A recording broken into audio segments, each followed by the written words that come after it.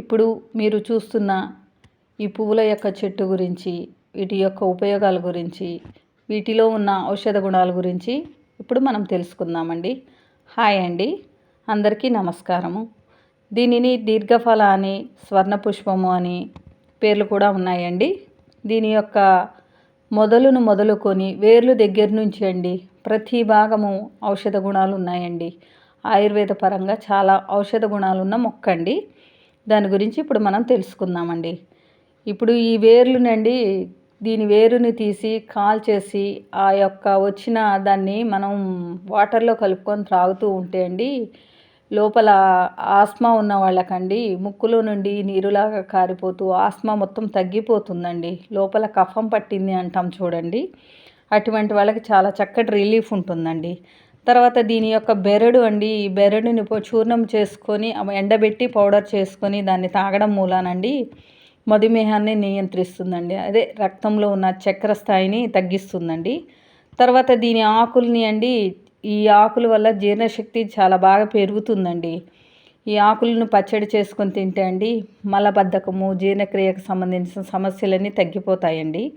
తర్వాత ఈ రేల పండ్లు ఉంటాయండి, ఈ కాయలు చూడడానికి ములక్కాయలాగే అనిపిస్తాయండి, చాలా పొడవుగా ఉంటాయి. దగ్గర దగ్గర ఒక 2 ఇంచెస్, అదే ఏమంటారు 2 అడుగుల వరకు ఉంటాయండి. చూశాను నేను ఆ కాయలను కూడా. ఇప్పుడు ఈ చెట్టుకున్నాయి, చూద్దురు కానీ మీరు కూడా. ఈ రేల పండ్లను మాత్రం అండి నూరేసి గజ్జి, తామర, చర్మ వ్యాధులకి పెడతారండి. తర్వాత ఈ పువ్వులనండి బాగా ఎండబెట్టి పౌడర్ చేసండి ఈ పువ్వుల్ని మజ్జిగలో కలిపి ఫేస్కి అప్లై చేస్తే చర్మం యొక్క నిగారింపు ఎక్కువ అవుతుందండి. అలాగే ఈ పూలని అండి మామూలుగా ఇప్పుడు మనం కషాయాలు చేసుకొని తాగుతాం చూడండి, అలా చేసుకొని తాగినా అండి ఆస్మా ఒకటి, శ్వాసకోశ సంబంధించిన వ్యాధులకి ఉపయోగపడుతుందండి. తర్వాత దీని నుంచి తైలం కూడా తీయొచ్చండి, ఆయిల్ని తయారు చేసుకోవచ్చండి. ఈ ఆకుల్ని మొత్తం నూరేసి పసరు తీసండి దాన్ని నువ్వుల నూనెలో కలిపి బాగా బాయిల్ చేస్తే అండి మొత్తం ఆవిరి అయిపోయి నూనె మిగిలే వరకు ఉంచుకొని, తర్వాత దాన్ని కీళ్ళ నొప్పులకి లేకపోతే తలనొప్పి అట్లా ఉన్నప్పుడే హెడేక్కి మసాజ్ చేసుకోవడానికి కూడా ఉపయోగపడుతుందండి. అంటే పూర్తి స్థాయిలో తగ్గించుకోవడం అని కాదండి, ముందు మనకు ఉపశమనం అండి. ఒక్కోసారి నొప్పులకి నిద్ర పట్టక బాగా నైట్ టైం ఇబ్బంది పడుతూ ఉంటాం కదండి, ఆ టైంలో ఈ ఆయిల్ని కొద్దిసేపు మసాజ్ చేసుకుంటండి రిలాక్స్గా నిద్రపోవచ్చండి. అలాగే ఈ పువ్వులతో కూడా అండి, పువ్వుల్ని పేస్ట్ని ఆయిల్లో వేసి మరిగించేసి దాన్ని కూడా అప్లై చేసుకోవచ్చండి. తర్వాత ఈ విత్తనాలని అండి ఇప్పుడు కొన్ని కంపెనీస్ విత్తనాల ద్వారా అండి ఇంకొక 2-3 రకాల ఔషధ గుణాలున్న పౌడర్స్ విత్తనాలను సేకరించండి అన్నిటిని కలిపి పౌడర్ తయారు చేస్తున్నారండి మోషన్ ఫ్రీగా అవ్వడం కోసమని. ఇప్పుడు ఆ పౌడర్ని కొన్ని ఆయుర్వేద కంపెనీస్ తయారు చేస్తున్నారండి, వాటిని ఆయుర్వేద వైద్యులు సిఫార్సు చేస్తున్నారండి వాడమని. అలాగేనండి ఇప్పుడు ఇంతకుముందు మనకి ఇన్ని రకాలుగా ఇప్పుడు అల్లోపతి మందులు వచ్చినాయి కానండి, పూర్వకాలం లేనప్పుడు అండి మన పెద్దవారు పూర్వీకులు మొత్తము ఇటువంటి ఈ ఆరోగ్య ప్రయోజనాలు ఉన్న ఔషధాలు అంటే ఆయుర్వేద పరంగా ఇలాంటి మొక్కల మీదే డిపెండ్ అయ్యేవారండి. అది మీ అందరికీ తెలిసిన విషయమే. అందులో భాగంగానే ఈ మొక్క కూడా ఒకటండి. కాకపోతే ఇది చాలా, నేను ప్రాక్టికల్గా అంటే అండి ఇవన్నీ తెలియదు కానండి మోషన్ ఫ్రీగా అవుతుంది అనేసి చూశాను. ఈ మధ్య మా అత్తగారింటికి వెళ్ళినప్పుడు ఫ్రిడ్జ్లో ఉందండి. ఇది ఏంటి అత్తయ్య ఇలా ఉంది అంటే, పచ్చడమ్మ ఇది రేలాకు పచ్చడి అన్నారు. దేనికి యూజ్ చేస్తారంటే తను చెప్పారండి, మోషన్ ఫ్రీగా అవడానికి వాడతాము అని. తను మామూలుగానే మనం గోంగూర చట్నీ అవి చేసినప్పుడు టేస్ట్ చూడడానికి కొంచెం చూస్తాం కదండి, అలాగే కొంచెం తీసేసుకుని ఒక స్పూన్ అంతా తీసేసుకున్నారండి, మామూలుగా నోట్లో వేసేసుకున్నారు, మంచినీళ్ళు తాగేశారండి. అదేంటి అత్తయ్య అంటే, ఏం కాదమ్మా మంచి ఫ్రీ అయింది, నైట్ టైం వేసుకుంటే తెల్లరసుకు మోషన్ ఫ్రీ అయిపోయింది అన్నారు. వాళ్ళు అవి ఎక్కువ వాడుతూ ఉంటారండి, అంటే వాళ్ళ వయసు కూడా చాలా పెద్ద వయసులేండి, వాళ్ళు వాడతారు. ఇది మాత్రం చూశానండి నేను ప్రాక్టికల్గా.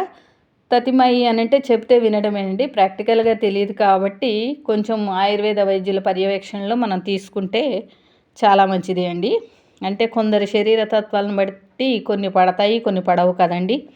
ఇప్పుడు మనకు అల్లోపతి మందులైనా అంతే కదండి, కొందరికి ఒక రకం పడుతుంది, కొందరికి పడదు. అలాగే ఇది కూడా అండి కొంచెం వాళ్ళ పర్యవేక్షణలో తీసుకుంటే ఏదైనా రియాక్షన్ ఇచ్చినా కూడా మనకి మళ్ళీ విరుగుడుగా ఏమి ఇవ్వాలి అనేది వాళ్ళకి తెలుస్తుందండి. అవన్నీ మనకి తెలియదు కాబట్టి ఎలా పడితే అలా తీసుకోకుండా, కాకపోతే తెలిసి ఉంటే మంచిది, మీ అందరికీ తెలియాలి అనే ఉద్దేశంతో ఈ వీడియో తీస్తున్నానండి. నేను నిన్న ఒక దగ్గరికి వెళ్ళానండి. అక్కడ కనిపించింది. అయితే ఈ చెట్టు గురించి నాకు కొంత తెలుసు. అది పచ్చడి చేసుకొని తింటారు. పువ్వులను కూరొండుకొని తింటారు. పువ్వులు కూరొండుకొని తినేది కూడా నేను చూశానండి. ఇంతకుముందు మా దగ్గర వర్కర్స్ ఉండేవాళ్ళండి. ఈళ్ళు ఛత్తీస్‌గఢ్, ఒరిస్సా ప్రాంతం వాళ్ళు ఉండేవాళ్ళండి. ఈ సీజన్ వచ్చింది అంటే చాలండి. ఈ పువ్వుల్ని, ఆకుల్ని తీసుకొచ్చుకొని చక్కగా ఎండబెట్టడం, పౌడర్లు చేసుకోవడం, కూరలొండుకొని తినడం చూశానండి. వాళ్ళు బాగా వాడతారండి అయ్యి. ఇక అందుకే నాకు కొద్దిగా తెలుసండి. ఈ పువ్వులు మొత్తం రేఖలనంతా తీసేసి చక్కగా ఉల్లిపాయ మామూలు కూర వండినట్టు ఎగ్ కర్రీ వండుకున్నట్టు వండుకుంటారండి. చూశాను కానీ నేనైతే టేస్ట్ చూడలేదండి. వాళ్ళు వండుతుంటే చూశాను నేను.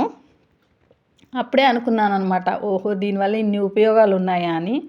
కాకపోతే వాటి గురించి ఈ మధ్య తెలిసిందేంటంటే, ఈ ఆకులు పచ్చడి కూడా స్టాక్ పెట్టుకొని ఎప్పుడైనా ఇట్లా మోషన్ ఫ్రీ ప్రాబ్లమ్ వచ్చినప్పుడు వాడొచ్చు అనేది తెలుసుకున్నానండి. కాకపోతే ఇప్పుడు బిజీ లైఫ్‌లో అందరికీ టైంకి ఫుడ్ తినే ఉండట్లేదు కాబట్టి ఆకలి అనిపించినప్పుడు ఎక్కడంటే అక్కడ ఏదో ఒకటి ఫాస్ట్ ఫుడ్ తినేద్దాము అనే ఆలోచనతోనే ఏదో ఒకటి బయట తినేస్తున్నారండి.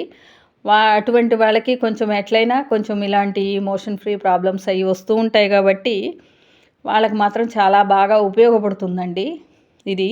అందుకని మీ అందరికీ తెలియచేద్దామనే ఉద్దేశంతోని ఈ వీడియో చేస్తున్నానండి.